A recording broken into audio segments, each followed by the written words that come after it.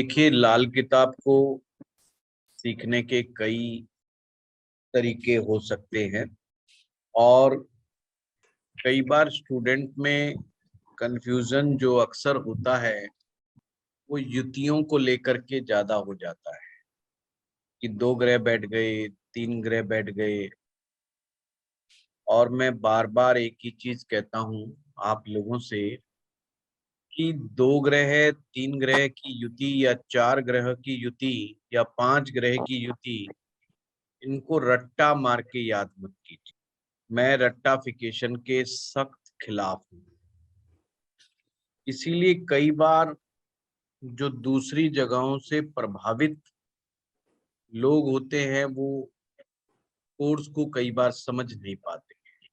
जो मैं आप लोगों को सूत्र समझा रहा हूँ, केवल वो सूत्र लगाना शुरू कर दीजिए, आपको रिजल्ट आना शुरू हो जाएगा। पर अगर आप चाहते हैं कि अभी लगाएं और अभी पाएं, वो हमें नहीं मिलता जी। उसके पीछे एक रीजन है कि अभी ज्योतिष की समझ आपकी डेवलप नहीं हुई है। उसका सबसे बड़ा एक कारण होता है और ये अक्सर कुछ लोगों में 5 साल लग जाते हैं, कुछ लोगों को 7 साल लग जाते हैं और कुछ लोगों को 10 साल भी लग जाते हैं ज्योतिष की समझ को डेवलप करने में, थोड़ा सा उस कंसेप्ट को समझने में। पर कुछ लोगों पर परमात्मा का विशेष आशीर्वाद होता है, वो बहुत जल्दी चीजों को समझ जाते हैं। समझ हर किसी को आती है, बस वो अपना माइंडसेट काफी पॉजिटिव रखें। जितना वो पॉजिटिव रखेंगे उतना ही ज्यादा बेटर रिजल्ट आएगा। आज हम चर्चा करेंगे कि यदि शनि ग्रह तीसरे भाव में हो तो क्या हो। तो हम उसी थ्योरी के अनुसार चलेंगे कि तीसरा भाव किसका भाव है। तीसरा भाव मंगल का है, तीसरा भाव जो बुध का है। तो यहाँ पर बुध तो इसका मित्र है, पर मंगल के साथ इसकी मित्रता बिल्कुल भी नहीं है। तो ये मंगल के लिए डेंट मारने वाला काम करेगा तीसरे भाव में। जैसे हम लोगों ने पढ़ा था लगन क्या शनि, तो हमने उसको बारे में अच्छा नहीं कहा, क्योंकि वहां पर पहले भाव में सूर्य था और मंगल था। ये जो सूर्य और मंगल है, ये पहले भाव के मालिक, और लगन पे शनि आया तो हमें तुरंत समझ जाना चाहिए कि ये एक ऐसा ग्रह है जो सूरज का बेटा होता हुआ भी सूरज की खिलाफत करता है। अर्थात ये अंधकार को रिप्रेजेंट करता है। ये उसके खिलाफ है जो बलपूर्वक किसी को परेशान करने में यकीन रखते हैं। जैसे कि तीसरे भाव में ये मंगल को कमजोर करने का कार्य करता है। तो यानी जिन लोगों का शनि पहले तीसरे भाव में है, तो ऐसे में उनके मंगल का असर थोड़ा कम हो जाता है, डाउन हो जाता है। अब कई स्टूडेंट्स, हमारे नया कोर्स जो आरंभ होने वाला है, वो पूछ रहे हैं फोन करके कि क्या इसमें प्रेडिक्शंस करवाओगे। तो मुझे एक समझ लगी कि हमारे इस कोर्स वाले लोगों में बहुत लोग ऐसे हैं जिनको नहीं मालूम प्रेडिक्शंस होती क्या है। अदरवाइज ये प्रश्न ही नहीं उठता। या तो वो ये समझ बैठे हैं प्रेडिक्शन का मतलब कोई ऐसी घटना बताई जाएगी कि 6 महीने बाद तुम्हारा ये होगा वो होगा, या वो हमारी कुंडली को पढ़ेंगे तो हम मानेंगे कि हाँ जी प्रेडिक्शंस दी है। प्रेडिक्शन का मतलब क्या है? समय का अंदाजा लगाना, आने वाले समय का अंदाजा लगाना। और आपको इस कोर्स में जो सूत्र दिए जा रहे हैं, ये सारे के सारे प्रेडिक्टिव सूत्र। इसलिए मैं आप लोगों को बार बार एक ही बात कहूंगा, सो गया।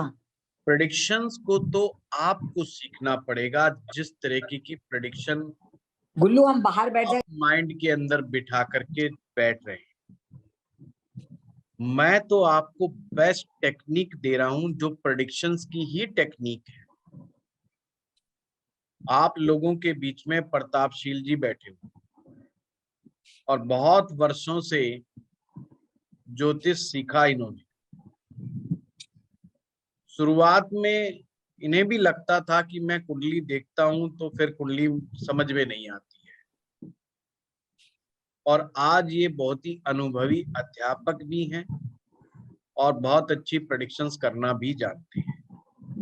तो ये दोनों गुण जो डेवलप हुए, ये इस वजह से डेवलप कर पाए ये अपने अंदर कि इन्होंने ज्योतिष का पीछा नहीं छोड़ा, ज्योतिष के पीछे लगे रहे। अब मैं इनकी स्टोरी इसलिए बता रहा हूं कि जब ये सवाल पूछते थे तो कुछ सवाल इनके भी ऐसे लगते थे जिनसे पता लगता था कि अभी जो है मामला बना नहीं है, पका नहीं है। ऐसे ही जब आप लोग हमसे सवाल पूछते हैं तो मैं समझ जाता हूं कि स्टूडेंट्स कुछ मामलों में बहुत ज्यादा कंफ्यूज है। कंफ्यूजन से बाहर आ जाइए। ये जो मैं कोर्स करवा रहा हूं ये भी प्रेडिक्टिव ही कोर्स है। आगे जो करवाऊंगा वो भी प्रेडिक्टिव कोर्स है। कुछ स्टूडेंट जानना चाहते हैं कि जो कोर्स आने वाला है इसमें क्या नया होगा। अब मैं जवाब नहीं दे पाता हूं क्योंकि मैं जब भी कोर्स लेकर के आता हूं मेरा माइंड होता है कि मैं इस बार और अच्छे तरीके से कैसे करवाऊं, किसी चीज को और अच्छे से कैसे समझाऊं कि जो मैंने पीछे करवाया है उससे मच बेटर तरीका हो सके। हमारे यहाँ पर 3 लोग ऐसे हैं जो मैंने सबसे पहले लाल किताब करवाया था उसमें भी थे, इस 45 डेज वाले कोर्स में भी हैं, और एक और कोर्स हुआ था, तीनों में वो लाल किताब में थे। अलावा भी है एक प्रतापशील जी, एक मंजीत कौशल जी हैं और एक अमरदास जी हैं। अगर वो डिफरेंस समझना है तो आप इन 3 लोगों से बात कीजिएगा, वो आपको समझाएंगे कि जी आपने ये 3 कोर्स अलग अलग एक ही कोर्स के क्यों किए, गुरुजी से क्या अगली बार जो आपने कोर्स किया उसमें ऐसा क्या देखा और क्या मिला, क्योंकि इसका जवाब मैं नहीं दे पाऊंगा। तो मैं आप लोगों से बार बार कह रहा हूं कि द बेस्ट टेक्निक्स मैं देता हूं, और वो मैं ऐसे ही नहीं कह रहा। अगर ये फार्मूला मैंने आपको दिमाग में बिठा दिया है कि ग्रह जिस भाव में जाता है उस भाव को एनालाइज कैसे करना है, अब हर बार रिपीट नहीं किया जा सकता कि मैं शनि तीसरे में बता रहा हूं तो मैं ये भी कहूं कि देखो शनि तीसरे में बैठा है, अब इसकी एक दृष्टि तो 9वें पे पड़ रही है और एक दृष्टि जो है 11वें पे पड़ रही है। ये क्लास में बहुत बार बताया जा चुका है, सिंपल मेथड बताया जा चुका है कि तीसरे भाव में जो भी ग्रह बैठेगा उसकी एक दृष्टि 11वें भाव पर जाएगी और एक दृष्टि 9वें भाव पे जाएगी। अब समझने वाले इस चीज को समझ गए। अब कोई भी ग्रह आकर के बैठे हर केस में सेम चीज होगी। और अब मैं शनि को तीसरे भाव से चौथे भाव पे पहुंच जाऊं, बहुत लोग ये भी कह सकते हैं कि साहब ये तीसरा भाव तो हुआ क्योंकि दृष्टि नहीं करवाई है। ये आप लोगों को अपनी ही कॉमन सेंस के साथ इस सब्जेक्ट को डेवलप करना पड़ेगा और उन सूत्रों को जोड़ करके देखना पड़ेगा। आप छोटे से छोटा कोई सूत्र उठा करके देखेंगे कुंडली में, आपको बताने लायक बहुत सारी चीजें मिल जाएंगी। जैसे कि मैंने यहाँ पर एक सूत्र बोला, एक शब्द बोला कि शनि तीसरे में बैठेगा तो मंगल को जहर देगा। इसका मतलब क्या हुआ? इसका मतलब ये नहीं उसको पॉइजन देगा, उसका मतलब है वो उसको डिग्रेड कर देगा, उसको कमजोर कर देगा अगर शनि तीसरे में बैठेगा तो। अब वो आपने कॉमन सेंस का इस्तेमाल करके समझना है कि जैसे कि मंगल आप किसी की कुंडली में पावरफुल बैठा है और शनि जो है तीसरे भाव में बैठा है, तो मंगल पावरफुल कहाँ होगा? सिंपल सी बात है, मंगल 10वें भाव में पावरफुल होगा, जो सबसे ज्यादा एक्सॉल्टेड स्टेज है। अब वहां पर शनि तीसरे में बैठेगा तो आपको ये इस बात याद आ जानी चाहिए कि यहाँ पर बैठा हुआ शनि मंगल की पावर को कम कर देगा। अब हो सकता है इसका दुष्परिणाम पता क्या होगा? अगर मंगल उच्च का होता है तो उसके कुछ लक्षण होते हैं। एक तो बाय बॉर्न वो लीडरशिप क्वालिटी लेकर के पैदा होता है, एनर्जी बहुत होती है, काम की बात बहुत शांत, बहुत संयमित, बहुत सही तरीके से बात करने वाला व्यक्ति होता है, बहुत सहनशील होता है, उसमें अद्भुत सहन क्षमता होती है। शारीरिक क्षमता तो होती होती है, अद्भुत सहन क्षमता भी उसमें बहुत होती है। बॉडी का स्टेमिना अच्छा होता है और ऐसा व्यक्ति अपने जीवन में किसी ऑर्गेनाइजेशन का हेड बनता है। अगर सेना में जाते हैं तो ये बहुत ऊंची पोजीशन के ऊपर चले जाते हैं। प्राइवेट सेक्टर में जाते हैं तो एमडी से कम लेवल नहीं बनता इनका, सीईओ एमडी लेवल पे जाकर के काम करते हैं। अगर शनि तीसरे में हो और मंगल 10वें में हो तो आपको समझ जाना चाहिए अब ये वो लेवल नहीं है, अब लेवल डाउन आ जाएगा। हो सकता है वो आदमी इनमें से कुछ भी ना मिले, ना वो सेना में मिले, ना वो किसी कंपनी का हेड मिले, ना वो किसी ऑर्गेनाइजेशन का बॉस मिले। इस बात की पॉसिबिलिटी बन जाती है। हो गई जी प्रेडिक्शन। प्रेडिक्शन का मतलब है आप कुंडली देख करके सामने वाले को क्या बता रहे हो, सूत्र को देख करके। अब सेम अगर शनि यहाँ पर नहीं बैठा और शनि अच्छी जगह पर बैठा हो और मंगल वही 10वें भाव में बैठा हुआ है, अगर हम लाल किताब के हिसाब से देखेंगे तो हमने क्या देखना है कि मंगल 10वें में अगर बैठा है किसी का तो हमने उसके मित्र ग्रहों को देखना है, क्या उसको पूरी पावर मिल रही है 10वें भाव में काम करने के लिए। अगर ऐसी कुंडली में चंद्रमा भी सही प्लेस्ड है, सूर्य भी सही प्लेस्ड है, जुपिटर भी सही प्लेस्ड है, तो उसको उस उच्च क्वालिटी का होने में कोई दुनिया की पावर नहीं रोक सकती। और अगर वैदिक के हिसाब से अगर हम देखें तो हम उसे कहते हैं कि ये पंच महापुरुष राजयोग बन गया, मंगल 10वें में बैठा है। पर लाल किताब में अगर हम पंच महापुरुष राजयोग देख सकते हैं, बिल्कुल देखा जा सकता है। इसीलिए मैं बार बार कहता हूं, बहुत सारे लोगों की कुंडली में आपको मंगल 10वें में मिल जाएगा, पर जो मंगल उच्च के लक्षण हैं वो मिले ना मिले कोई गारंटी नहीं है।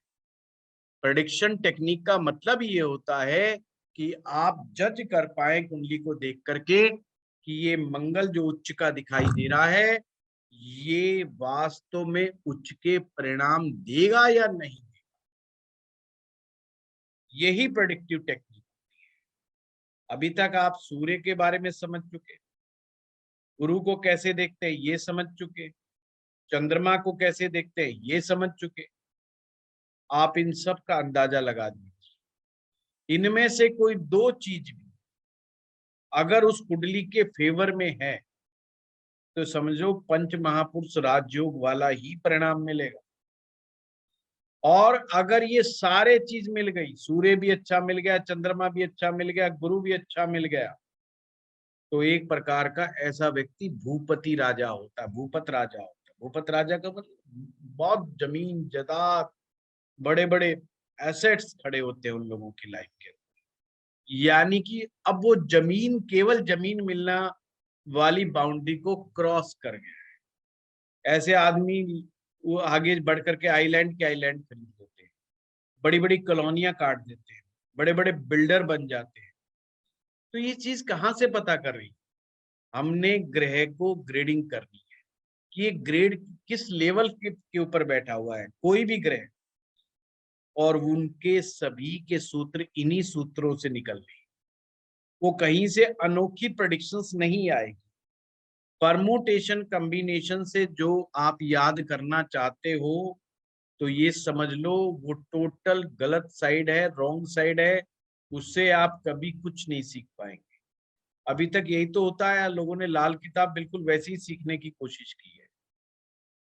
मैं अलग तरीके से कोशिश करवा रहा हूँ, प्रयास करवा रहा हूँ कि आपको राइट तरीका समझ में आ जाए कि कोई ग्रह कहीं पर भी बैठा है, आपने ये देखना है कि इस ग्रह की ताकत कितनी है, कितनी नहीं है। अगर उस ग्रह को ताकत मिल रही है, अपने मित्र ग्रहों से मदद मिल रही है, डेफिनेटली आपका ग्रह कोई सा भी कहीं पर भी बैठा हुआ है, वो आपको बेस्ट रिजल्ट देगा। हम क्या मानते हैं, मैं एक और एग्जांपल देता हूं कि गुरु ग्रह 8वें में बैठे तो अच्छा नहीं है। एक तरफ हम ये भी कहते हैं गुरु 8वें में बैठे तो धन के लिए बहुत अच्छा है। आप में से 4 लोग उठ के खड़े हो जाएंगे, जी मेरा भी गुरु 8वें में, मेरा भी गुरु 8वें में। आप कहेंगे जी मैं तो 50,000 रुपए महीने कमाता हूँ, मैं 10 कुंडलियां पेश करूंगा जिनका गुरु 8वें में, जो रोज का 3 करोड़, 5 करोड़, 10 करोड़ पर डे कमाने वाले लोग, जिनको मैं जानता हूँ, गुरु 8वें में बैठा। हो गया ना बहुत बड़ा प्रॉब्लम। तो मैंने वही टेक्निक अपनाई कि आपको ऐसी परेशानियां ना झेलनी पड़े।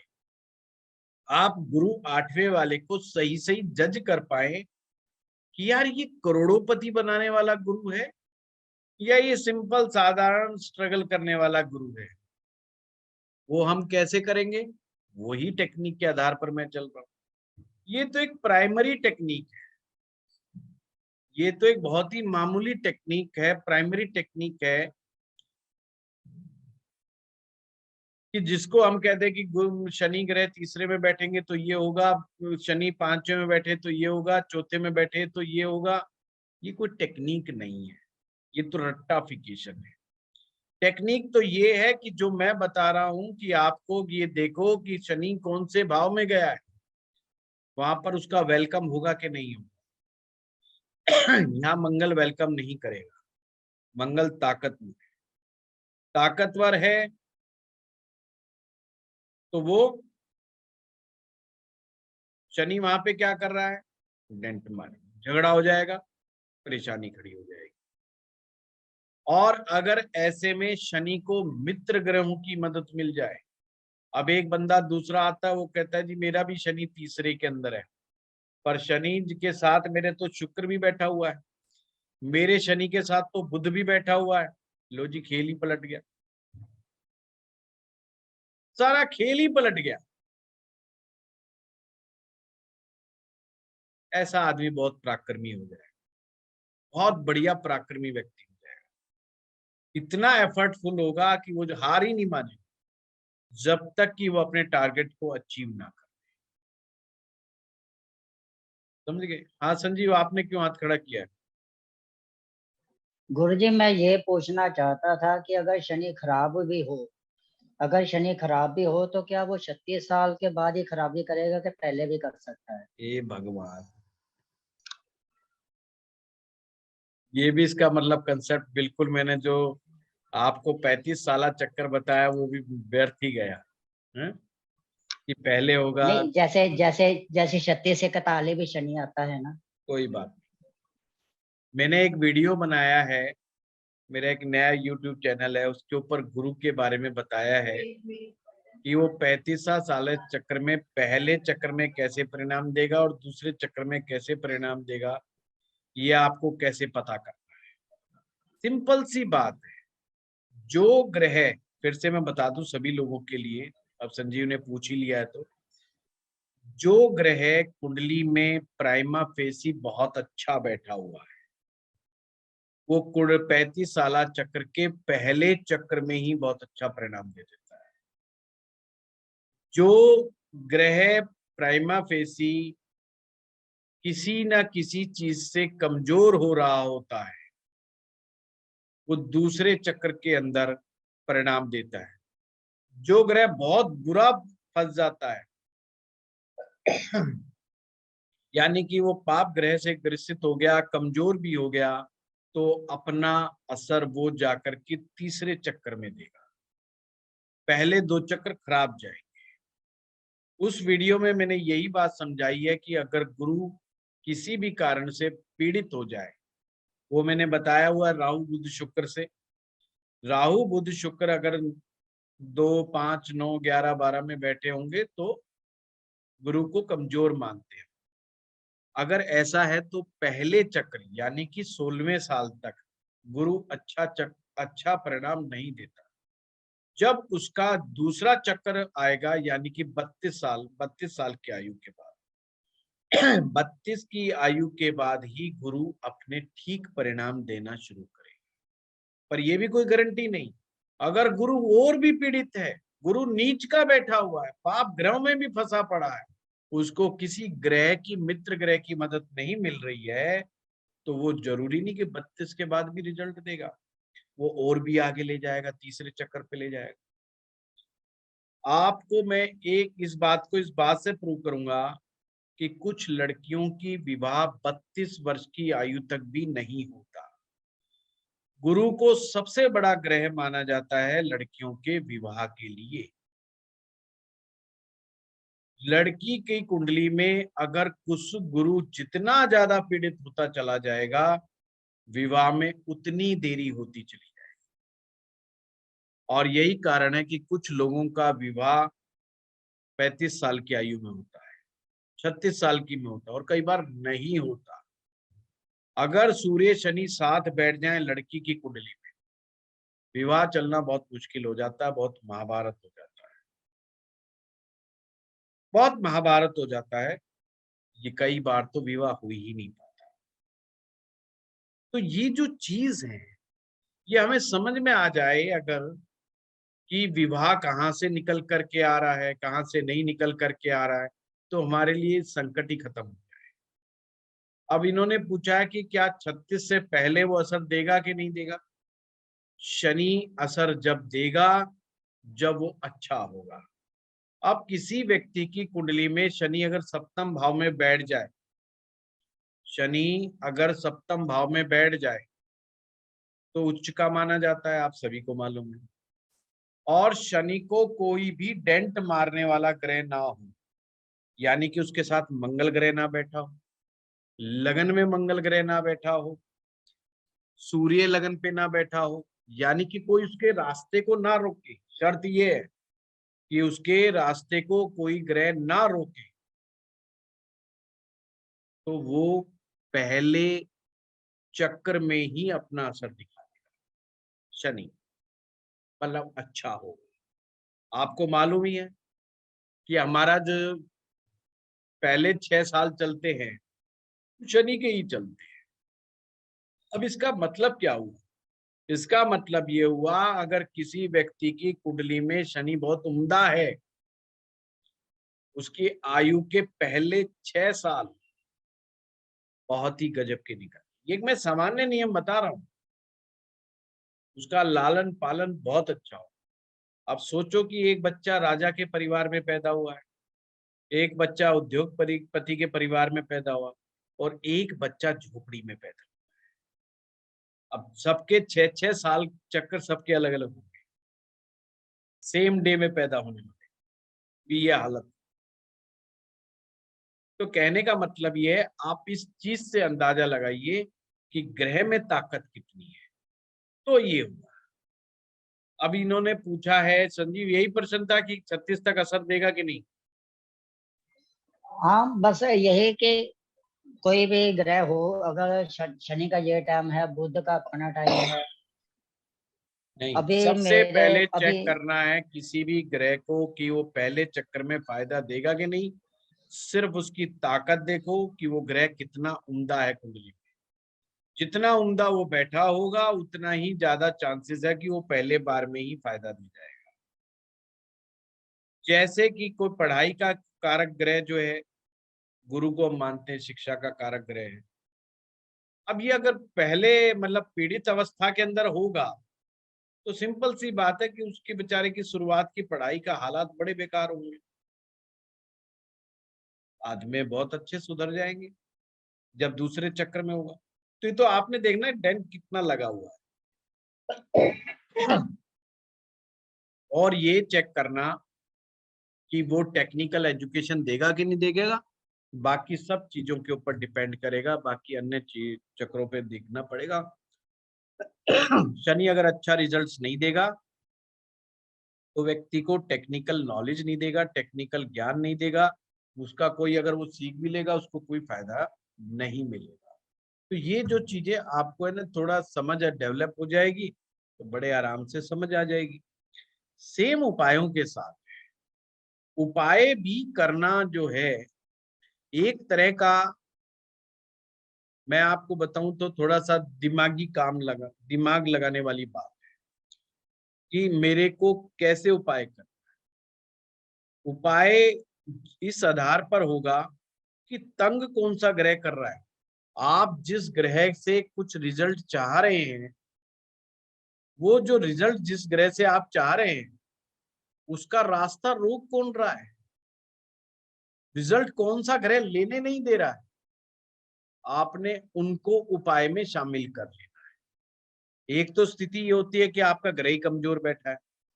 अगर आपका ग्रह कमजोर बैठा है तो दो चीज हमेशा याद रखो, एक तो रतन, दूसरा मंत्र जाप, हमेशा याद रखो।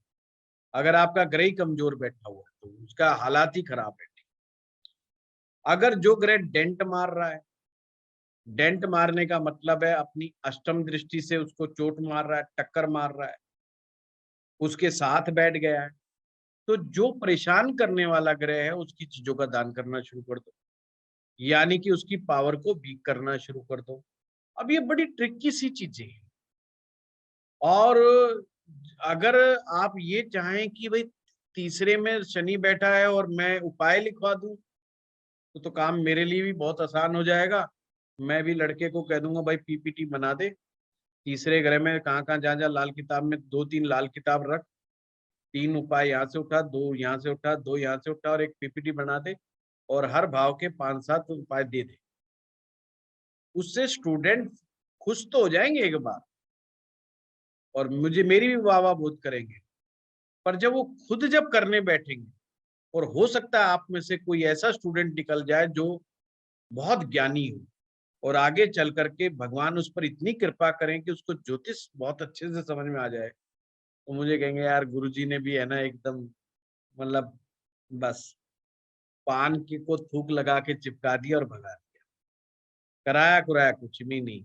यार ये तो हम किताब में ही पढ़ लेते और ना तो किताब में ठीक लिखा, मतलब वो ये कहेगा किताब में भी ठीक नहीं लिखा लिखने वालों ने, वो उसमें भी कमी निकालेगा, क्योंकि उसका ज्ञान इस लेवल पे आ चुका होगा।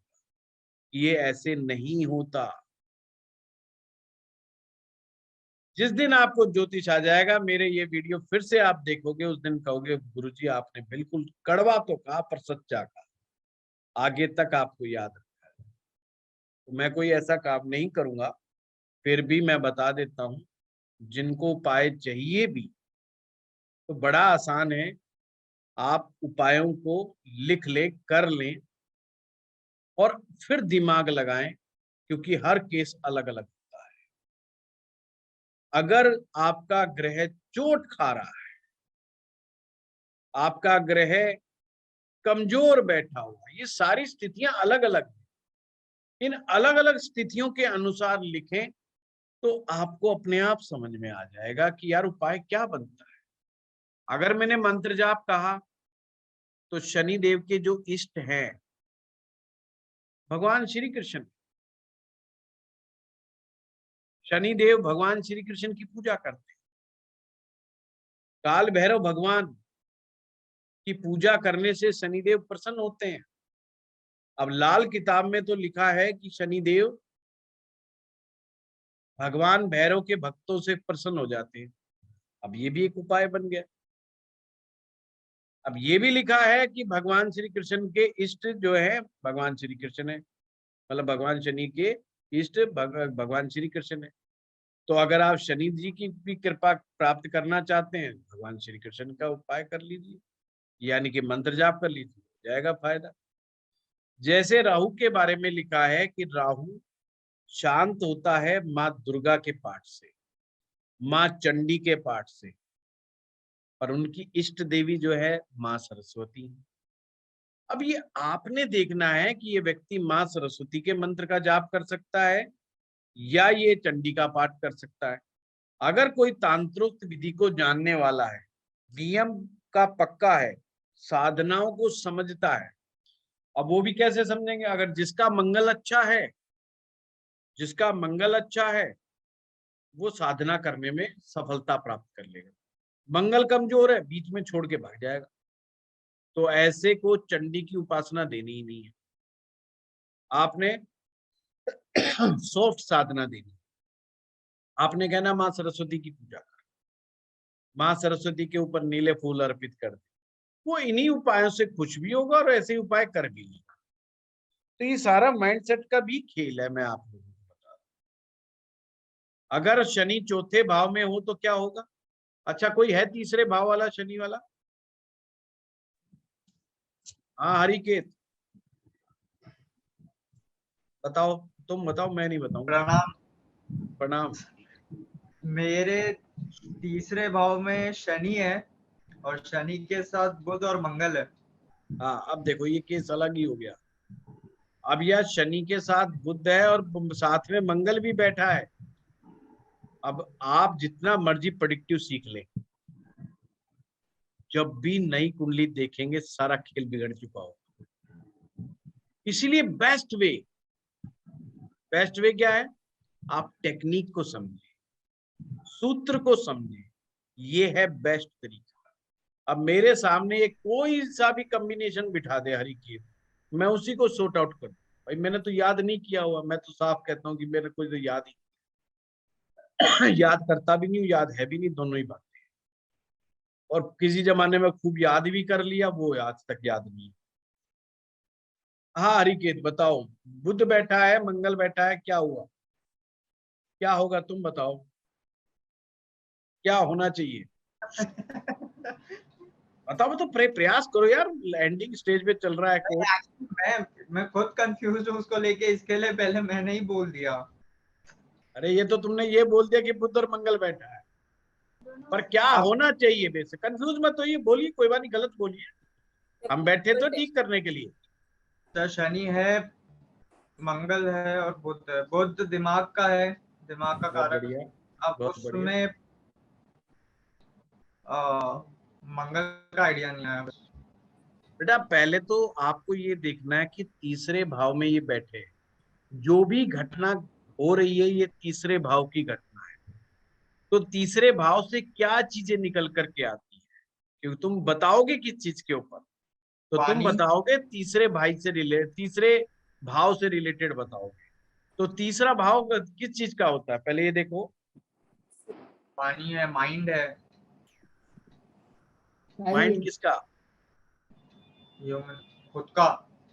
खुद का माइंड नहीं? अच्छा नहीं, भाई से रिलेटेड है सर, भाई से। भाई, भाई बहन, बुआ मासी छोटे वगैरह। भाई बहन, छोटे भाई छोटे बहन। भाई।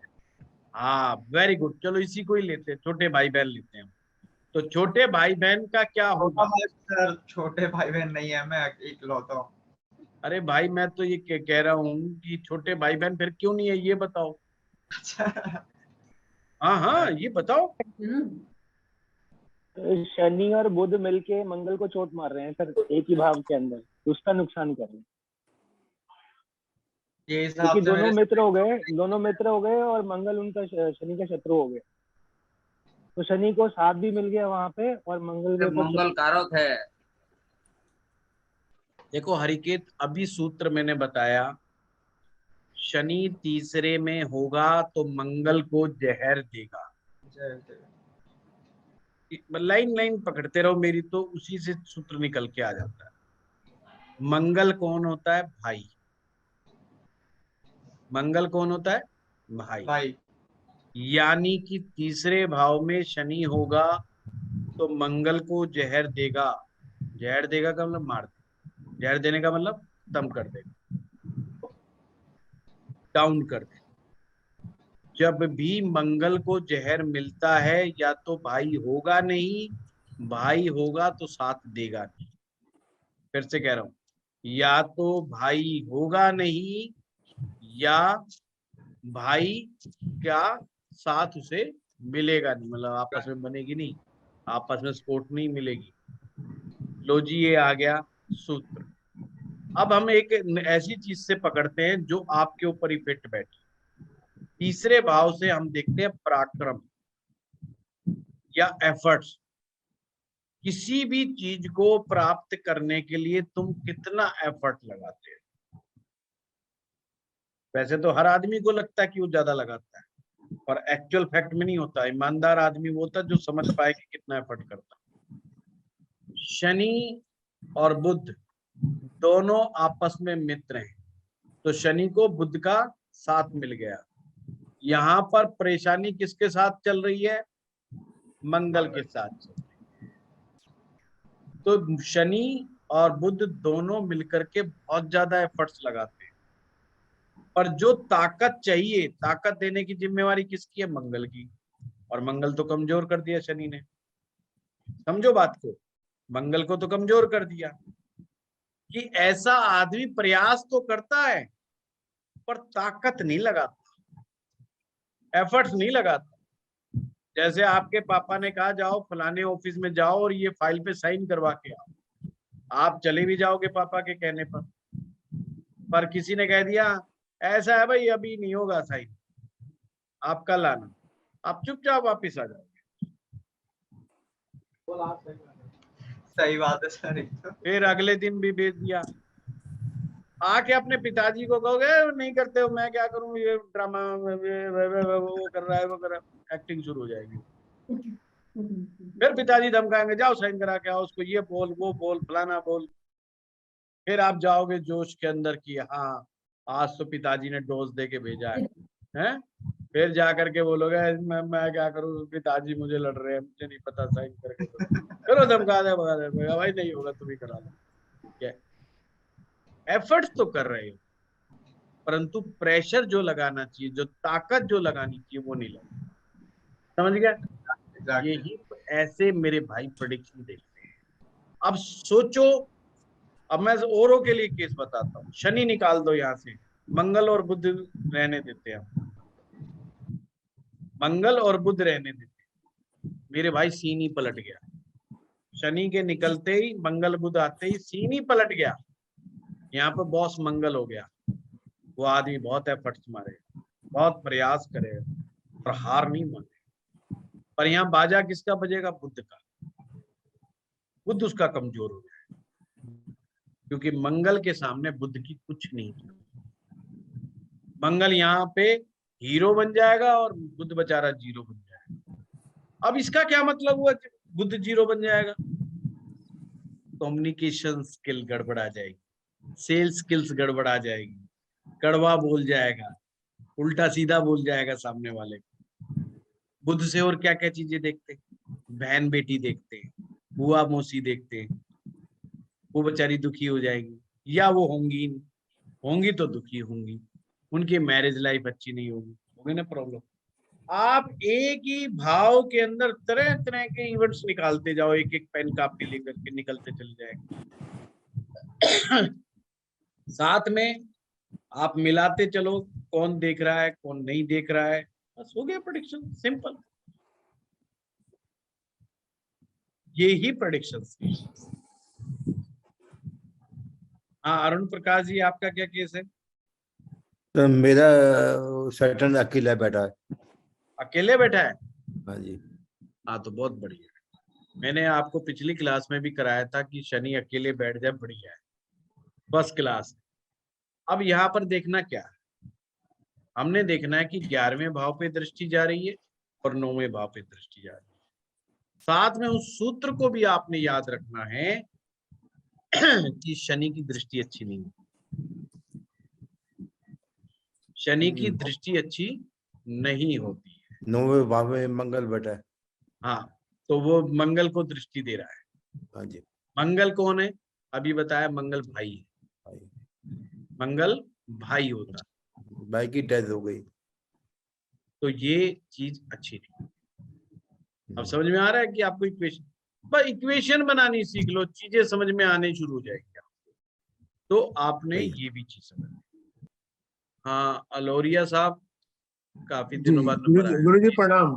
प्रणाम। हाँ गुलाब सिंह जी। सर सर मेरे थर्ड हाउस के अंदर है हाँ शनि विद राहु, राहु साथ में है। हाँ, अब आप में से कौन बताएगा कि यहाँ पे क्या सीन खड़ा हो? आप लोगों का ऐसा प्रैक्टिस सेशन लें जब जाके गुजारा हो। सर यहाँ पे भी मंगल खराब है, मंगल को खराब करे क्योंकि शनि और राहु साथ में आ गए हैं, तो दोनों मित्र हो गए और मंगल को खराब कर दिया उन्होंने। सर मेरी लाइफ में दो बहुत दुखद इवेंट हुए थे। अभी देखिए, पहले और अच्छी तरह कोई बताइए। सर मार्स, सर राहु जो है मार्स से शनि कंट्रोल होता है। शनि राहु पैसा तो अच्छा देता है लेकिन वैवाहिक से जीवन नहीं में थोड़ी खराबी देता है। नहीं, ऐसे तीसरे तीसरे स्थान में राहु, राहु लाइफ में बड़ा पैसा देता है, ऐसे बिल्कुल मत पकड़ो। तीसरे स्थान में राहु उच्च का हो है गया। ना? ऐसा नहीं पकड़ने, आपने पकड़ना कैसे। चलो मैं प्रयास करता हूँ, थोड़ा सा मैं प्रयास करता हूँ पकड़ना कैसे। देखिए, आप ऐसे पकड़ा करें, राहु और केतु शनि के दो एजेंट हैं। राहु और केतु शनि के दोनों एजेंट हैं, यानी कि ये शनि के इशारे पे काम कर। अब भूल जाए कि राहु तीसरे में बैठा है, क्योंकि यहां पर तो शनि भी साथ बैठा है।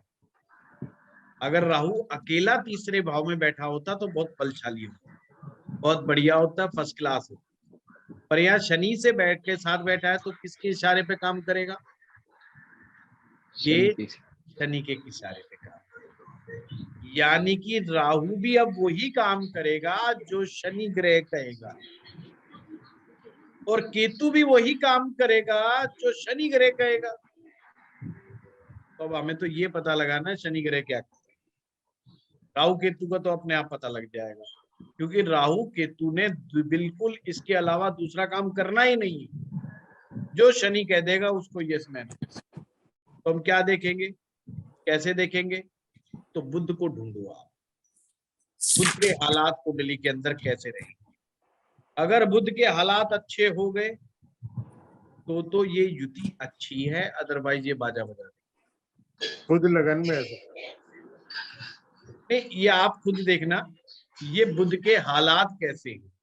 बुध के हालात अगर अच्छे हैं तो ठीक है, अन्यथा ये दिक्कत नहीं जाएगा। सर मेरे तीसरे, हाँ जी कुछ कह रहे हैं। मेरे से 5 साल छोटे मेरे ब्रदर थे, 1986 में उनकी डेथ हो गई। उससे पहले मेरी एक सिस्टर की डेथ हुई थी। तो मेरे मंगल चंद्र मंगल 6th हाउस में है, बुध लगन में है। अब बुध अकेला बैठा है, बुध अकेला है। अब जिन लोगों को मैंने बताया है, आपने देखा होगा बुध वाला एपिसोड, मैंने कहा है अकेला बुध जो है कमजोर होता है, लाल किताब के अनुसार कमजोर माना जाता है। और अभी बताया कि शनि अगर तीसरे में होगा तो मंगल को डेंट लगेगा। शनि तीसरे का मंगल को जहर देगा। इसका सिंपल, अभी जहर देने वाला ऐसा नहीं, ये याद रखना इसी में, आप ऐसे याद रख लो। पहले में शनि होगा तो सूर्य और मंगल दोनों को जहर देगा, तीसरे में होगा तो मंगल को जहर देगा, चौथे में शनि होगा तो किसको जहर देगा? चंद्रमा को देगा। पांचवें में किसको जहर देगा? पांचवें में जहर देगा सूर्य को, क्योंकि गुरु को नहीं देगा। अब थ्योरी पीछे याद करो, गुरु का तो सम्मान करता है, गुरु से तो पंगे लेता ही नहीं, गुरु की तो बहुत रेस्पेक्ट कर रहा है, तो जहर किसको देगा? पांचवें में सूरज को देगा। चौथे में भी तो आपने कहा था शनि कुछ कहता नहीं है ज्यादा। भाई चंद्रमा को जहर देगा, चौथे में कुछ नहीं कह रहा ना। किस चीज को नहीं कह रहा? चौथे से क्या चीज आ रही है? चौथे से आ रही है जमीन, मकान। हाँ, उसमें वो डिस्टर्ब नहीं करेगा, पर चंद्रमा को थोड़ी बख्शेगा, चंद्रमा को डाउन कर देगा। अगर किसी व्यक्ति की कुंडली में शनि चौथे में बैठा हुआ है तो सिंपल सी बात है कि उसका चंद्रमा कहीं पर भी बैठा हो, टेंटेड है, वो कमजोर है। कमजोर चंद्रमा क्या करेगा? मन को खराब करता है, इमोशंस को खराब करता है। और मेरे पास कुंडली है इसकी, कि जिनको मैं पर्सनल लेवल पे जानता हूँ, उनके पास प्रॉपर्टी बहुत है, बहुत प्रॉपर्टी है, बहुत सब कुछ है, पैसा पूछा, पर मन से बहुत बेचारे अशांत है। तो ये सूत्र सिंपल से सूत्र हैं, ये कोई बड़े वो सूत्र नहीं है। अब याद रखने की बात है कि लाल किताब की भाषा ऐसी है कि वो समझाने के लिए कह रहा है कि वो उसको जहर देगा, इसका मतलब उसको डाउन कर देगा। सिंपल से प्रैक्टिकल। सर ये दूसरे में उसका बताया अब ट्रेन मारेगा। मुद्दा आता है कि सातवें में क्या देगा, सातवें में जहर देगा या नहीं देगा? नहीं देगा। बहुत उम्दा हो जाएगा। नौवें में जहर देगा कि नहीं देगा? न्यूट्रल नहीं है। नहीं देगा, बिल्कुल नहीं देगा, क्योंकि गुरु का घर है। देगा। अब लाल किताब अब समझ में आ रही है ना? सर 8th हाउस अब हाँ बताओ, 8th हाउस में किसको जहर देगा? मंगल मंगल को। मंगल को जहर मंगल को। देगा। Very good. 10वें में जहर देगा? नहीं नहीं जी, नहीं जी, 11वें में? नहीं नहीं जी, नहीं। इसीलिए लाल किताब क्या कहती है? कलम विधाता, कि साक्षात भगवान उसका किस्मत लिख के भेजता है जिसका शनि 11वें में। सर मेरा है। 12वां। हाँ तो यामिनी जी आपके पास कौन सा कमी है? सर 12वें में भी नहीं देगा, गोचर में आएगा, नहीं देगा। गोचर में आएगा तो भी फलादेश यही होगा। अब लोगों को टेंशन है कि वर्षफल नहीं कराया, वर्षफल बना लो, सारे सूत्र वही लगने हैं।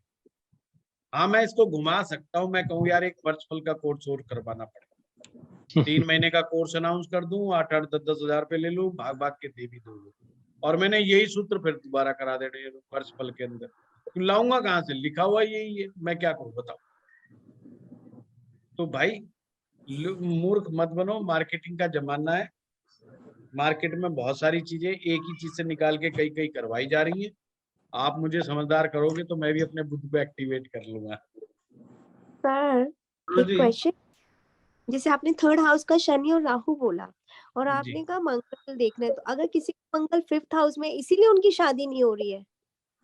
नहीं, मंगल का 5th हाउस से शादी का क्या लेने देना? नहीं, अगर 3rd में नहीं नहीं नहीं, फिर शादी से संबंध कहाँ बना, ये तो बताओ। सर और क्योंकि यही अगर मंगल ज्योतिष को में सिंपल Third सी house- बात है, आप सभी को मैं एक चीज बता दूं, कोई भी इवेंट आप निकालना चाहते हैं, वो जब तक भाव के साथ ग्रह का कनेक्शन नहीं बनेगा, जब तक वो इवेंट नहीं देगा।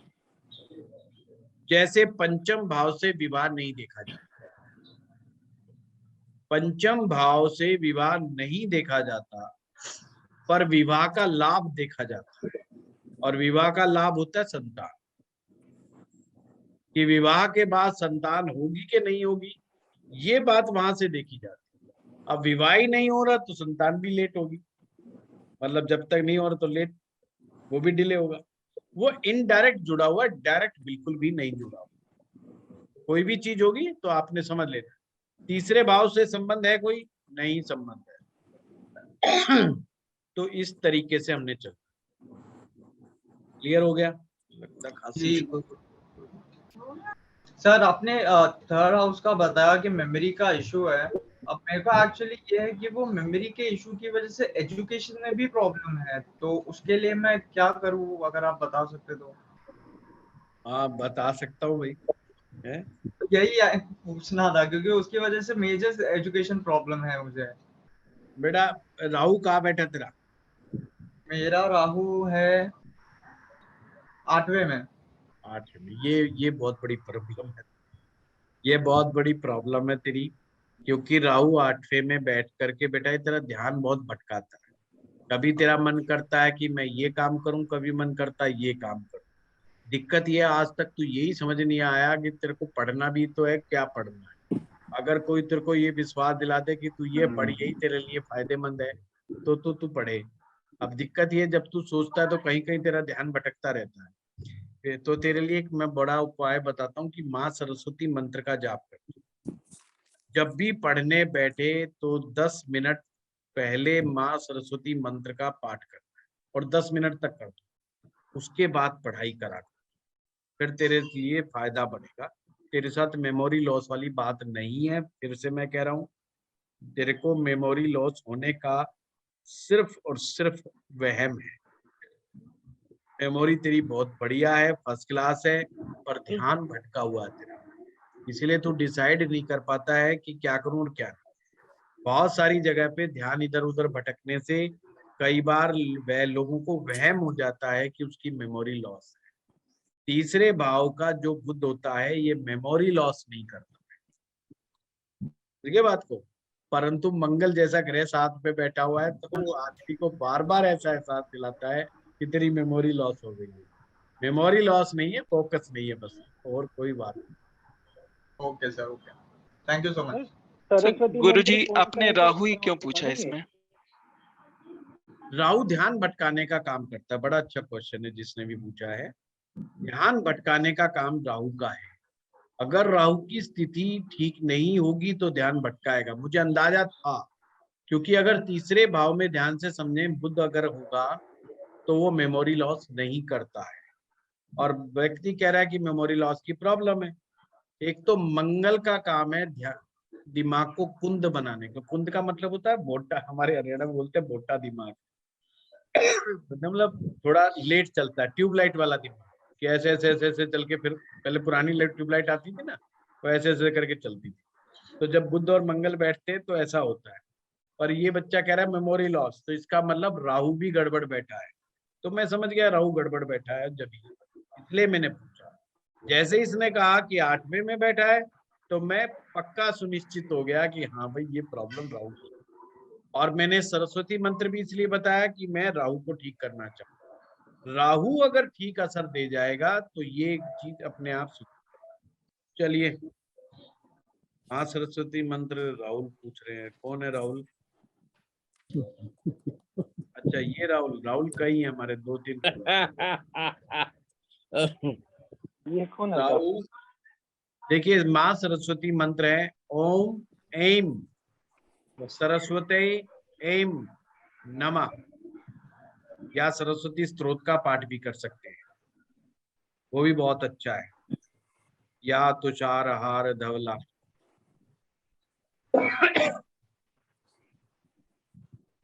आपने कहा पेट में राहु, तो ये तो जैसे स्टूडेंट है, ठीक है। अब नॉर्मल लाइफ जैसे है किसी की और उनका 8 में राहु है, तो राहु क्या प्रॉब्लम क्रिएट करता है मैरिड लाइफ में, या जो बच्चे जॉब कर रहे हैं उनके लिए? राहु अष्टम में बैठ कर के इंसान का ध्यान भटकाने का बहुत ज्यादा काम करता है। दूसरा, राहु अष्टम में बैठ करके कभी कभी अनप्रैक्टिकल थॉट्स पैदा कर देता है, यानी कि व्यक्ति के सपने को बहुत ऊंचा बना देता है ना। परंतु और चीजों भी देखिए, देखिए राहु को कंट्रोल करने वाली पावर किसके पास रहती है? राहु को कंट्रोल करने वाली ताकत मंगल के पास, मंगल उसके, और कौन रहता है? बुध उसके लिए। अगर जिसका बुध कुंडली में अच्छा है, राहु अष्टम में भी बैठेगा तो खराब रिजल्ट नहीं देगा। अगर मंगल स्ट्रॉन्ग बैठा है तो राहु गलत रिजल्ट नहीं देगा। तो ये चीजें हमें समझनी होंगी कि कौन किसका साथ देता है, कौन किसका साथ नहीं देता है। ये बड़ी इंपॉर्टेंट चीजें हैं, ठीक है। Okay, thank you.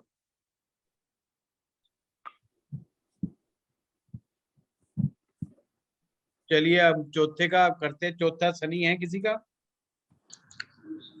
Ji sir, है तो सर। चौथे शनि का सूत्र समझ लो पहले। चौथा शनि जो होता है, जो राहुल ने क्वेश्चन पूछा था उसी पे आता हूं। चौथा शनि कभी भी प्रॉपर्टी में, मकान में, जमीन में, जायदाद में प्रॉब्लम नहीं डालता। तो इस मुगालते में बिल्कुल ना रहें कि अगर चौथे में शनि है तो इन चीजों को डिस्टर्ब करेगा। बिल्कुल भी डिस्टर्ब नहीं करता, बल्कि जमीन, मकान, वाहन एक से ज्यादा बना। फिर से मैं बोल रहा हूँ, शनि चौथे में होगा तो मकान, वाहन एक से ज्यादा बनाता है। मकान होंगे तो एक से ज्यादा, गाड़ी होगी तो एक से ज्यादा, ये योग बना देता है अगर शनि चौथे में होगा। अब सूत्र जोड़ते जाओ। शनि का मित्र बुध, कुंडली में अगर बुध बहुत अच्छा हो गया तो डबल की शर्त ना होगी, यानी 4 मकान, 5 मकान, 6 मकान, कितने भी हो सकते हैं। और अगर शुक्र भी उम्दा हुआ, शनि तो बैठा चौथे में, बुध भी अच्छा बैठ गया, शुक्र भी अच्छा बैठ गया, तो जो भी मकान होगा अल्ट्रा लग्जरियस होगा। बुध के साथ ये शर्त नहीं थी कि अल्ट्रा लग्जरियस होगा, बुध के साथ तो ये शर्त होगी कई होंगे। अब ये मैं वो नहीं बता रहा कि शनि बुध और शुक्र साथ में बैठे ना, बुध शुक्र कहीं पर भी बैठे हैं पर ताकत में बैठे हैं, अच्छे बैठे हुए, तो आदमी को इस तरह के रिजल्ट हो। किसका है चौथे में शनि, किसका? सर मेरा है सर। सर मनमोहन बोल रहा हूँ, मेरा है सर, मनमोहन बोल रहा हूँ। मनमोहन जी बताइए। सर बुध और शनि चौथे में है और बुध नाली बना रहा है शुक्र के साथ। जी हाँ तो अच्छा हो गया, बहुत अच्छा हो गया मनमोहन जी। जी 36 की उम्र में सर मकान मिला जो है। 36 में मिला है एग्जैक्टली सर 36 में, और सोच रहा था कि 1 या 2 फ्लोर का बनाएंगे, वो 4 फ्लोर तक चला गया ऑटोमेटिकली। बहुत बढ़िया। और मतलब पेरेंटल प्रॉपर्टी या और भी दूसरी प्रॉपर्टी का जैसा आप बता रहे थे सर, एग्जैक्टली वैसे ही, कभी कोई प्रॉब्लम नहीं आती। और बाद में यही सोचने में आता है कि ऐसा लग रहा है कि शायद प्रॉपर्टी में ही ध्यान दिया जाए तो शायद इसी से सारी चीजें हो जाएंगी, बाकी इस जगह फोकस ना किया जाए। ठीक बात है, ठीक बात है। तो ऐसे देखिए, दूसरा सूत्र समझ लो, शनि चौथे में बैठेगा, देने में कुछ भी दे दे, चंद्रमा को पीड़ित कर देगा।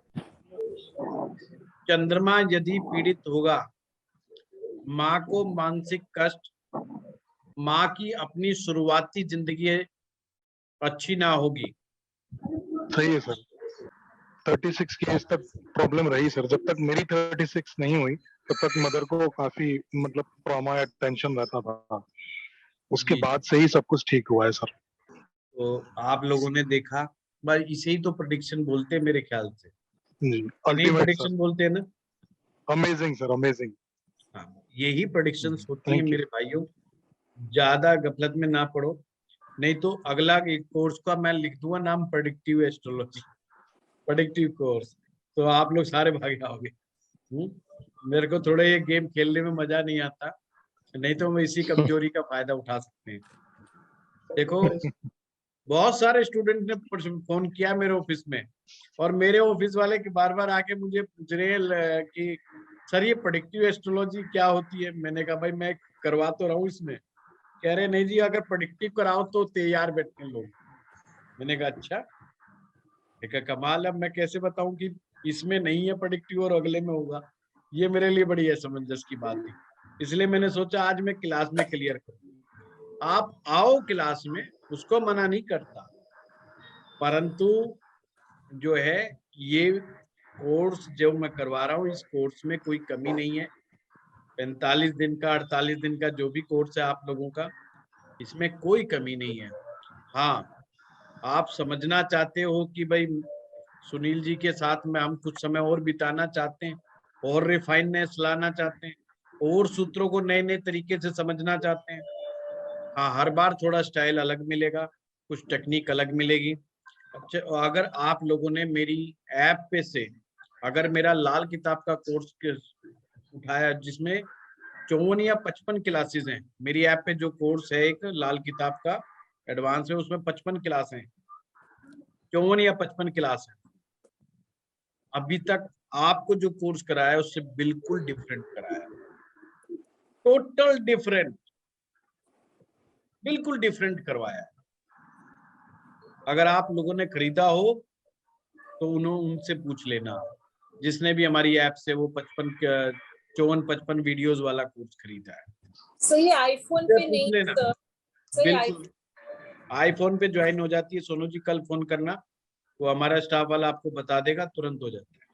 एक कोड मांगता है, वो कोड जो लगाना है बस उससे। तो दिखाई नहीं दे रहा आपका कोर्स उस पे, अब मैंने सर्च में देखा था। यहाँ फोन कर लेना, फटाफट दे दी, कोई दिक्कत ही नहीं है ना।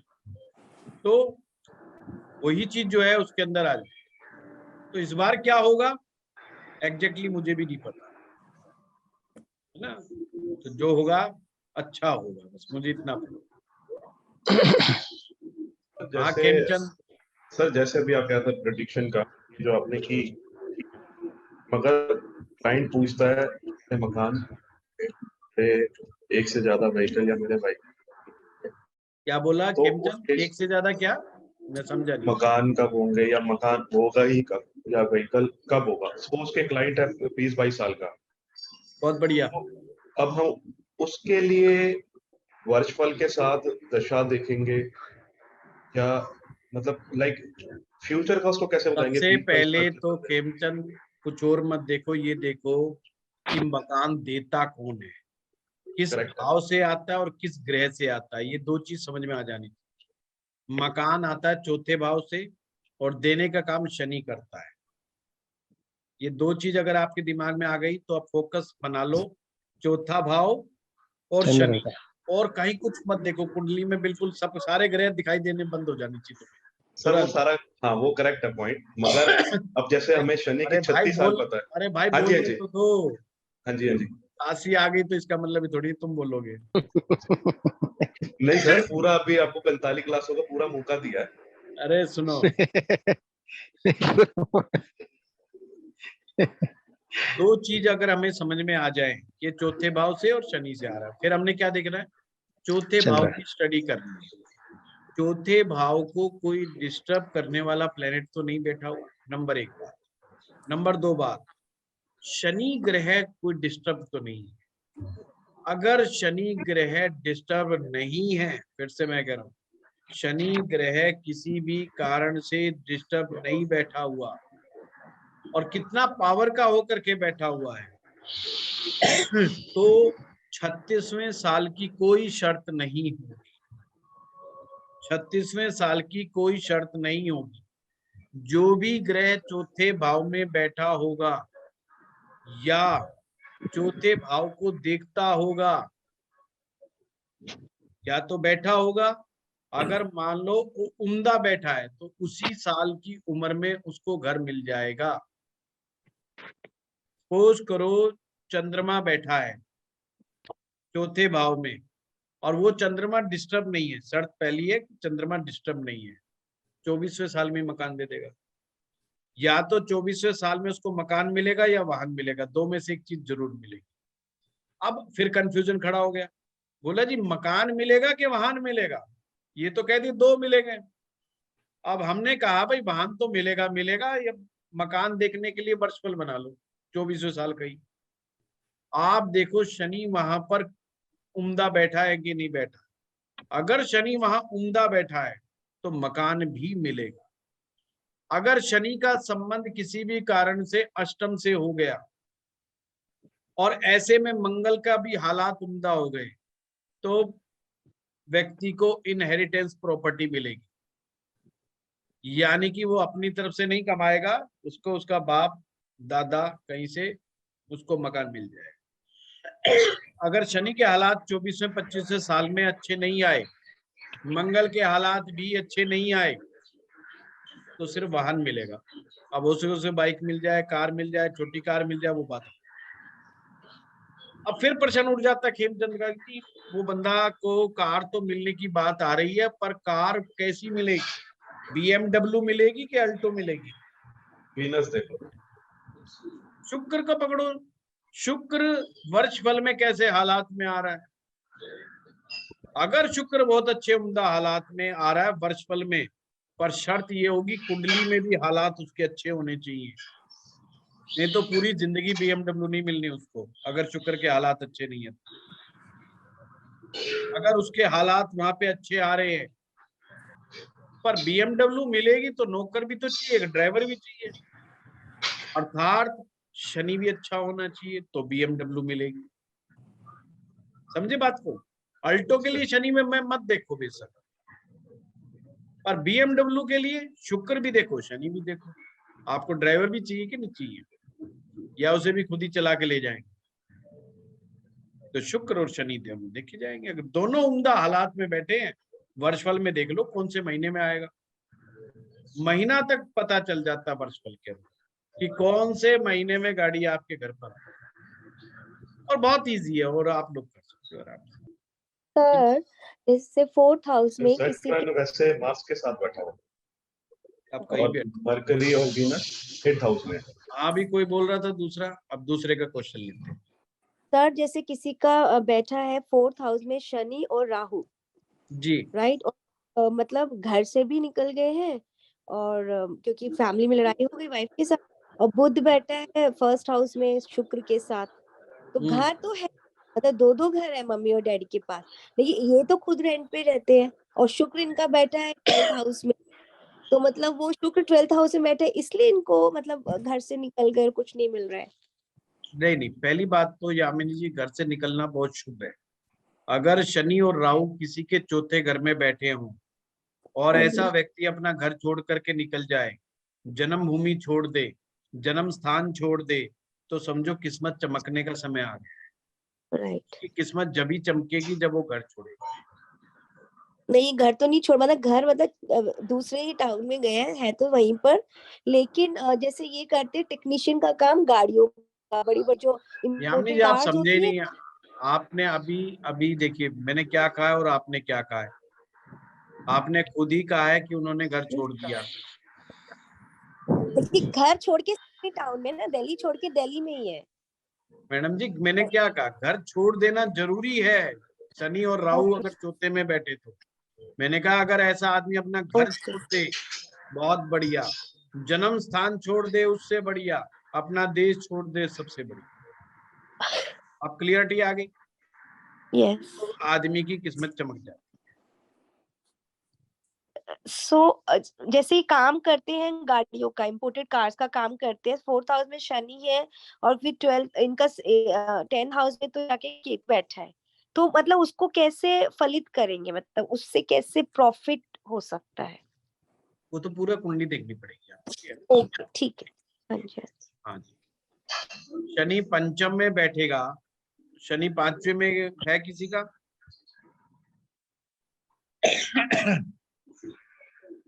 शनि 5वें का सूत्र को समझ लीजिए, बाकी लोग हैंड डाउन कर लीजिए। हाँ नहीं, हर एक के क्वेश्चन तो लेना बहुत टफ, तो रिपीटेड होगा। शनि पंचम में हो तो उसका सूत्र समझ लीजिए कि यहाँ मैंने बताया शनि सूरज को जहर देगा। अब इसका मतलब कौन बताएगा, शनि सूरज को जहर देगा क्या मतलब? बच्चों में डिले हो जाएगा। नहीं, सूरज को जहर देने का मतलब क्या हुआ? सोनू जी सही ढंग से क्वेश्चन समझा। सर अपने फादर के लिए वो बच्चा अच्छा नहीं होगा, फादर के लिए अच्छा नहीं होगा। जिन जिन लोगों ने बोला है पिता के लिए अच्छा नहीं होगा वो सबने ठीक बोला है। आत्मा शुद्ध हो जाएगी, सम्मान प्रतिष्ठा में दिक्कत। सर राहु और केतु उसके एजेंट है, उससे एक्लिप्स लगाएगा और फादर को टेंट देगा और जर्नी में डिले। एक्लिप्स कहाँ से आ गया हेमचंद? आपने तो बताया सन के सैटर्न के एजेंट है राहु और केतु, तो उसकी वजह से वो तो राहु केतु आए कहाँ से? मैंने तो कहा शनि 5वें में बैठे तो सूरज को डेंट देगा। सर वही बता रहा हूँ कि जैसे उसके एजेंट है मसनूई के राहु और केतु, तो वो इसमें वर्क नहीं करेंगे। नहीं यार, ऐसे कहाँ अपनी मर्जी से थोड़ी। राहु केतु से तो शुक्र बना है। एजेंट किसके? शनि के। शनि के एजेंट का मतलब है शनि के इशारे पर काम करने वाले। ये नहीं कि वो साथ ही बैठे हुए, वो नहीं है कि शनि जहां बैठा वहां पे राहु केतु बैठे ना, ऐसा नहीं। शनि 5वें में आया है तो इसका मतलब सूर्य को डेंट मारे। सूर्य पिता, यश, मान, सम्मान, प्रतिष्ठा, जिन्होंने भी बोला है सब सही बोला है। ओवरऑल हेल्थ सूर्य की वजह से होती है, सब ये आप लोगों ने ठीक बोला है। बस ऐसे ही देखते चलते हैं आप लोगों ने, ठीक है। अब सूर्य शनि, सोनू जी ने बोला था 5वें भाव में शनि, 5वें भाव में शनि संतान के लिए संतान देरी से देता है, और कई बार तो ये देखा गया है कि संतान होती है मर जाती है, होती है मर जाती है, अन्यथा संतान में डिले की पॉसिबिलिटीज बनती है। पर क्या वो संतान देगा या नहीं देगा, 2 ग्रहों पे डिपेंड करेगा, गुरु के ऊपर और केतु के ऊपर। अगर गुरु और केतु 2 ग्रहों के हालात अच्छे हैं तो इसका मतलब जो है संतान जरूर होगी, संतान जरूर होगी, थोड़ा लेट जरूर हो सकता है। ऐसे में शनि ग्रह के दान करना ज्यादा अच्छे उपाय रहेगा। यानी शनि को पंचम भाव में परेशानी कर रहा है तो उसको कमजोर बनाने का आपने प्रयास करना है, जिससे संतान की बाधा कम हो जाए। ऐसे लेकिन गुरुजी दान करने से शनि कमजोर हो गया तो कर्म चली जाएगी। अरे भाई वो कुछ समय के लिए करना है, संतान है ना। सर इसमें ये भी देख सकते हैं कि वो टेक्निकल एजुकेशन देगा, टेक्निकल एजुकेशन दे सकता है, देखिए शनि के खुद के हालात पकड़ने, शनि कितना स्ट्रॉन्ग है कितना नहीं है। कोई भी ग्रह लाल किताब के अनुसार कोई भी ग्रह किसी भी जगह बैठ के कमजोर हो सकता है, ताकतवर हो सकता है। ये लाल किताब का कंसेप्ट है। वैदिक में ये कंसेप्ट नहीं है। वैदिक का मामला बिल्कुल फिक्स्ड है कि किस भाव में जाकर के ग्रह कितना स्ट्रॉन्ग होगा कि नहीं होगा, ये फिक्स्ड है। अब मंगल जैसे दसम भाव में उच्च का होता है लाल किताब के अनुसार, पर वैदिक के हिसाब से मंगल दसम भाव में उच्च का नहीं होता, बल्कि मकर राशि में उच्च का होता है। अगर मकर राशि में बैठा है तो ही हम कहेंगे उच्च का मंगल है। अगर वो दसम भाव में नहीं, मतलब वो अगर मकर राशि में नहीं बैठा, फिर नहीं कहेंगे कि हम मंगल उच्च का है, बेशक वो 10वें भाव में बैठ जाए। ठीक है, तो उसको वैदिक में कहा गया है कि मंगल 10वें में बैठे तो दिग्बली हो जाता है, कि दिशा का बल है उसके साथ, पर उच्च का नहीं कहेंगे। तो वहां हर चीज फिक्स्ड है वैदिक में। यहाँ पर लाल किताब ने कहा है कि फिक्स, यहाँ पर भी हर चीज है, पर समझाने के तरीका क्या है, कोई भी ग्रह किसी भी भाव में कमजोर या पावरफुल हो सकता है। ये देखने के लिए उसके मित्र ग्रहों को देखो कि मित्र ग्रह मदद कर रहे हैं कि नहीं कर रहे। जिस ग्रह को मित्र ग्रहों की मदद प्राप्त हो रही है वो ग्रह बहुत ताकतवर है, वो कमजोर नहीं है। और यही कारण है कि कुंडली के अंदर कई बार आप देखते हो ग्रह कमजोर बैठा हुआ है पर बंदा मौज मार रहा है, तो आपको समझ में नहीं आता है यार ये क्या बात होगी, ग्रह तो कमजोर है। या कई बार बड़ा उल्टा हो जाता है कि ग्रह तो बड़ा पावरफुल दिखाई दे रहा है और जो है परंतु असर नहीं आ रहा है उसका, ये भी हो जाता है ना। तो ये चीज है। खुश होने वाली बात ये है कि जिनको खुश होना है, अगर उनके वैदिक के हिसाब से ग्रह अच्छे दिखाई दे रहे हैं तो आप वैदिक को मान लो, अगर लाल किताब के हिसाब से अच्छे दिखाई दे रहे तो लाल किताब को मान लो। हैं?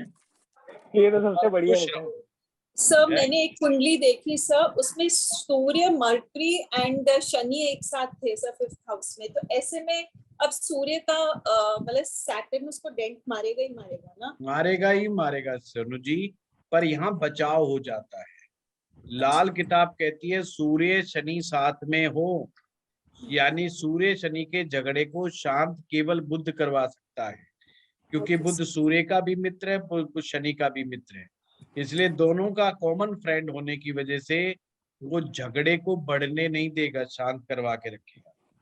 इसका मतलब सूर्य को जो डेंट लगेगा बहुत हल्का डेंट लगेगा, बहुत ज्यादा डेंट नहीं लगेगा। इसका मतलब कि पिता पुत्र के सोचने का तरीका डिफरेंट हो सकता है, पर आपस में शत्रुता नहीं होगी, आपस में दुश्मनी नहीं होगी, पिता बेटे का वैर नहीं होगा। अगर सूर्य शनि एक साथ बैठ जाते हैं तो पिता पुत्र की जमती बिल्कुल भी नहीं। हमारे पास केस आते हैं, कई बार बेटा साफ मना कर देता कि बापू की दुकान पे तो बिल्कुल नहीं बैठूंगा, चाहे मुझे जो है ना रिक्शा चलाना मंजूर, पर बापू के धंधे पे नहीं बैठूंगा। क्यों नहीं बैठूंगा? क्योंकि बापू डांट बहुत मारता है, पिताजी बहुत डांट मारते हैं, पिताजी बार बार बेइज्जती करते रहते हैं मेरी तो वक्त ही कुछ नहीं समझते। ये किसका कहानी है? कि सूर्य शनि का डेंट बहुत दबा। पर अगर बुध इन्वॉल्व हो जाएगा तो ऐसी कहानी नहीं। ये तो होगी पिताजी अलग तरीके से सोचते थे, पर दोनों एक दूसरे को बड़ा प्यार करेंगे, बड़ा रेस्पेक्ट वाला मामला होगा, सोच डिफरेंट। स्टडी में ब्रेक हो सकती है इसमें? स्टडी की ब्रेक हो सकती है, पर सोनू जी देखने का तरीका मैंने बताया ना, स्टडी देखोगे तो चौथे भाव से देखोगे, पांचवें से क्या लेना देना। टेक्निक सर, क्योंकि इसका जो बंदे यूएस जाके कोर्स आधा छोड़ के वापस आए, ऐसा तो कहानी बता रहे हो ना सोनू जी आप। मैं वैसे कह रही हूँ, हो सकता है क्योंकि फिफ्थ हाउस नहीं, तरीका ही गलत है।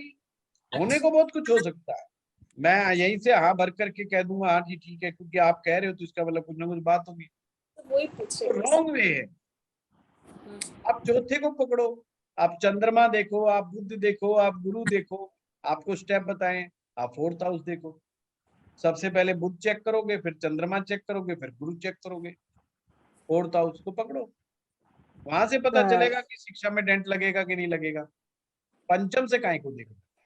पंचम तो कॉमन सेंस है, पंचम तो कॉमन सेंस है आपकी। पंचम जिसका मजबूत होगा वो अनपढ़ होकर के भी पढ़े लिखों में सम्मान प्राप्त करेगा। ध्यान रखना, पंचम जिसका स्ट्रांग होगा वो अनपढ़ होकर के भी पढ़े लिखों में सम्मान प्राप्त करेगा। और पंचम अगर गड़बड़ा जाएगा तो जितनी मर्जी बड़ी डिग्रियां कर रखी होगी, सामने वाला उसको पढ़ा लिखा मानेगी। क्या मूर्ख आदमी है। सर क्वेश्चन था सर, जैसे सूर्य और शनि मेल में हो तो सर पिता पुत्र का झगड़ा है। सर अगर फीमेल में हो तो उसके फीमेल में हो किसके तो पूजा जी बहुत ही बड़ा झगड़ा हो जाएगा। फिर पिता पुत्र तो छोड़ो, उसकी जिंदगी में कई झगड़े खड़े हो जाएंगे। फीमेल में तो बेचारी के होना ही नहीं चाहिए सूर्य शनि एक साथ। आज ही की क्लास में ही मैंने ये चीज क्लियर की है। सूर्य शनि साथ होगा तो शादी होने में बड़ी दिक्कतें हो जाती हैं उसको। सर शादी मेरे अगर है हो जाए, सर मेरी शादी 20 साल की उम्र में होगी थी सर। सुनो तो सही, तो शादी हाँ पूरी बात सुन लो पूजा जी, सुनो पूरी बात सुन लो। पेशेंस रखो, पेशेंस। अगर शादी हो जाए तो शादी को चलाने में बड़ी समस्याएं आ जाती हैं। सूर्य शनि का योग लड़का हो या लड़की हो किसी की कुंडली में अच्छा नहीं माना जाता। क्योंकि रीजन समझ लीजिए, सूर्य शनि साथ बैठेंगे तो मंगलवत हो जाएगा, सूर्य शनि साथ बैठेंगे तो शुक्र खराब हो जाएगा, सूर्य शनि साथ बैठेंगे तो शनि का इम्पैक्ट कमजोर पड़ जाएगा। तो ये योग अच्छा किसी के लिए नहीं है। शुक्र लड़की को भी चाहिए, शुक्र लड़के को भी चाहिए, मंगल अच्छा लड़के को भी चाहिए, मंगल अच्छा जो है लड़की को, सबको चाहिए। तो सूर्य शनि के बैठने से, साथ बैठने से दिक्कतें बढ़ जाती हैं, चाहे वो लड़का हो चाहे लड़की। ठीक है पूजा जी? हाँ जी सर। सर जी नमस्कार। हाँ जी। सर ये तुम्हारा है ना शनि 5वें घर में बैठा हो, तो आप लोग दान देने के लिए, तो उसकी जगह मैं सरस्वती पूजा या काली माता मंत्र कर ले तो बढ़िया रहेगा। हाँ कर सकते हो, कर सकते हो। ठीक है सर, नमस्कार। सूर्य गुरु के भी उपाय कर सकते हो। पंचम भाव को स्ट्रॉन्ग बनाना तो सूर्य और गुरु को स्ट्रॉन्ग बना के भी कर सकते हो। हाँ मोना गुप्ता जी।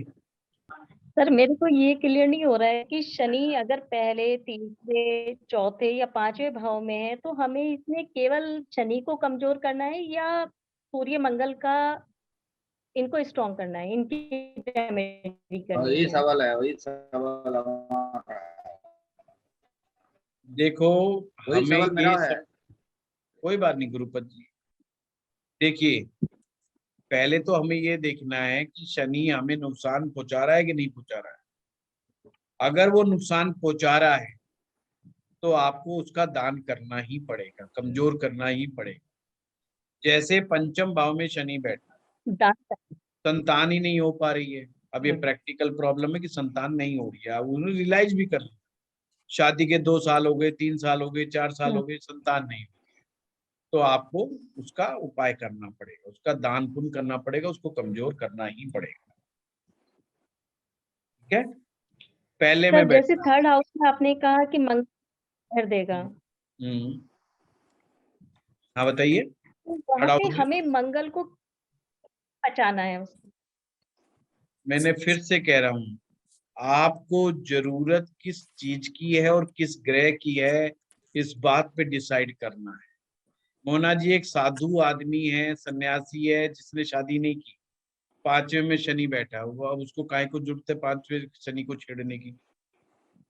अब संतान नहीं हो रही तो नहीं हो रही, क्योंकि वो तो साधु बन गया, संतान होनी ही नहीं है, फिक्स हो गया। अब वो शनि का उपाय करके क्या करेगा? कुछ नहीं करेगा। अपनी जरूरत के अनुसार आप डिसाइड करो कि आपका उद्देश्य क्या है उपाय करने के पीछे। वो बहुत जरूरी है। केवल और केवल उपाय करना है इसलिए कर दे कि चलो भाई शनि का नहीं हुआ तो कर देते हैं, ऐसा नहीं करना। अगर आपका शनि तीसरे में बैठा है और तीसरे में बैठ करके भाई को कष्ट हो रहा है, छोटे भाई को बड़ा कष्ट हो रहा है, तो आपको शनि का उपाय करना पड़ेगा। भाई को कष्ट नहीं हो रहा क्योंकि भाई है ही नहीं, जैसे वो हरिकेत था उसका भाई था ही नहीं, तो उसको कोई जरूरत ही नहीं है। काहे को उसको मंगल को डिस्टर्ब करना है, काहे को उसको शनि का उपाय करना है, करने की जरूरत ही नहीं है। हैं? तो मंगल को कम करना पड़ेगा पर उसकी कमजोरी। हाँ, ये आपको सिचुएशन देखनी पड़ेगी हमेशा कि मुझे उसकी आवश्यकता है कि नहीं है। इसलिए हर भाव में हर ग्रह का उपाय करने की जरूरत नहीं होती है। ठीक है, अगर करना पड़े सर तो इसके लिए फिर क्या करना होगा मंगल के लिए? मंगल को ताकत दो, मंगल को ताकत दो, मूंगा रतन धारण करो, हनुमान जी की पाठ पूजा करो, हनुमान जी के मंत्रों का जाप करो, मंगल ग्रह के मंत्रों का जाप करो। ठीक है, ठीक है सर। और शनि को कमजोर करें। हाँ, थर्ड हाउस में सैटर्न थर्ड हाउस में सैटर्न सोनी हो तो मकान बनाने के लिए कैसा है? हाँ, थर्ड हाउस के अंदर सैटर्न हो तो मकान बनाने के लिए काफी मेहनत मशक्कत करनी पड़ती है गुरुपति। थर्ड हाउस का सैटर्न मकान पे। हाँ हाँ, वही मैं बता रहा हूँ, मकान नहीं बन रहा है। मैं कह तो रहा हूँ कि बड़ी मेहनत बड़ी मशक्कत करनी पड़ती है, जब जाकर के कुछ होता है, इजी नहीं होता। नहीं हो रहा। हाँ हाँ, गुरुजी नमस्कार। नमस्कार सर जी, एक पूछना था जी कि एक्चुअली क्या है कि सूर्य और शनि का जब भी संबंध आता है तो बोलते हैं कि भाई उनका माध्यम देखा जाए तो हनुमान जी बेस्ट है, उनके मित्र भी होते हैं, सूर्य के शिष्य भी है और शनि भी हनुमान जी की बात मानते हैं। बिल्कुल। तो इस हिसाब में हनुमान जी की उपासना बहुत श्रेष्ठ रहेगी क्या आपके हिसाब से?